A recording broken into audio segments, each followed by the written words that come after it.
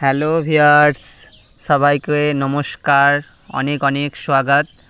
আজ ত্রিমুখী official channel থেকে অনেক অনেক আপনাদেরকে স্বাগতম জানাই। আজ আমরা এসেছি একটা নদীতে শ্যুটিং করতে। ত্রিমুখী যে আমরা পরিবার ইউটিউব চ্যানেল, সেই পরিবারকে নিয়ে আমরা আজকে শ্যুটিং করতে এসেছি। ভাবলাম শ্যুটিং করার পর আপনাদের সামনে কিছু ব্লগ বানিয়ে নিই, সেই জন্য আপনাদেরকে দেখানোর চেষ্টা করছি। দেখুন কি সুন্দর আমাদের এই বর্ষার সময় কত সুন্দর নদী বেয়ে যাচ্ছে, তাই না? দেখুন গাছের পাতাগুলো কি সুন্দর হাওয়ায় নড়ছে, কত সুন্দর একটা পরিবেশ। কি বলবো, মানে বলার কিছু নেই। মানে আপনাদেরকে এখানে আরও কিছু জিনিস দেখাবো, যেটা আপনি দেখলে আপনারা অবশ্যই অবাকই হবেন। যেখানে একটা মায়ের মন্দির বিশাল উৎপত্তিতে আছে। আপনাদের আস্তে আস্তে করে এগোবো। দেখুন ওপর দিকে যাচ্ছি। এই দেখুন আমাদের ইউটিউব চ্যানেলের একজন প্রতিবেদন। এদিকে আমাদের দেখুন ব্রিজটা, দেখুন কত সুন্দর। দেখুন নদীটা ওপর থেকে, ব্রিজের ওপর থেকে কেমন লাগছে নদীটা। এ আমাদের সেই নদী। আমরা আস্তে আস্তে এগিয়ে যাব। কত সুন্দর লাগছে। আপনারা হয়তো এখানে থাকলে হয়তো অনেকটা অনুভব করতে পারতেন। কত সুন্দর একটা জায়গা। সত্যি এই ব্লগটা না বানিয়ে রাখতে পারলাম না। আমাদের দেখুন ইউটিউব পরিবারের একজন সদস্য যাচ্ছে সাইকেলে চাবি নিয়ে, দেখুন হাসছে। আমরা এগিয়ে যাচ্ছি মন্দিরের ভেতরে, পথ প্রবেশ করব এবার। দেখুন আমাদের সেই যেটা আপনাদেরকে দেখানোর মেন উদ্দেশ্য, সেটা মন্দিরের সামনের গেটটা আমরা প্রবেশ করব। আমাদের ভাই দেখুন সামনের দিকে ঢোকার জন্য অনুরোধ করছে, তাকে ক্যামেরা বন্দি করছি আমরা।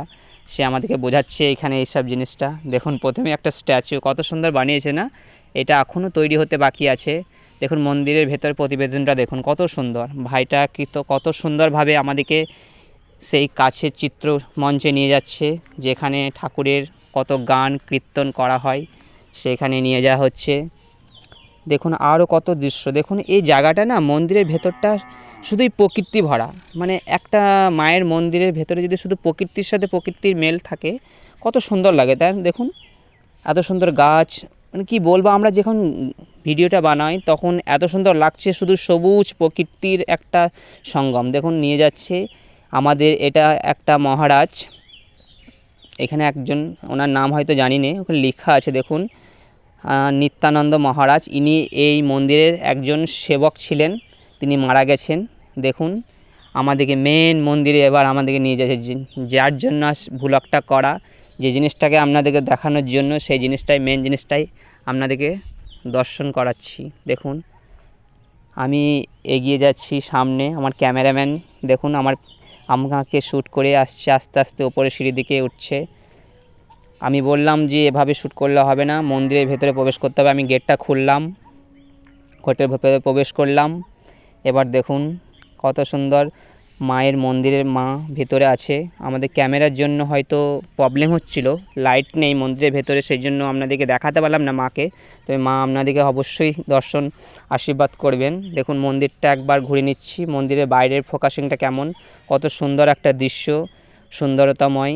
দেখুন কত সুন্দর। এই সামনেই দেখুন কত সুন্দর একটা মন্দির, তার পাশেই দেখুন কত সুন্দর মন্দির, মানে কত সুন্দর। আপনারা দেখেই তো বুঝতে পারছেন, তাই না, যে এত সুন্দর। দেখুন আমি ঘন্টাটা বাজালাম একটু, আবার বেরিয়ে এলাম মন্দির থেকে। আপনাদেরকে এবার নিয়ে যাব মহাদেবের মন্দির, যেখানে আপনারা সবাই পছন্দ করেন হর হর মহাদেব। সে মহাদেবের মন্দিরে নিয়ে যাচ্ছি আপনাদেরকে।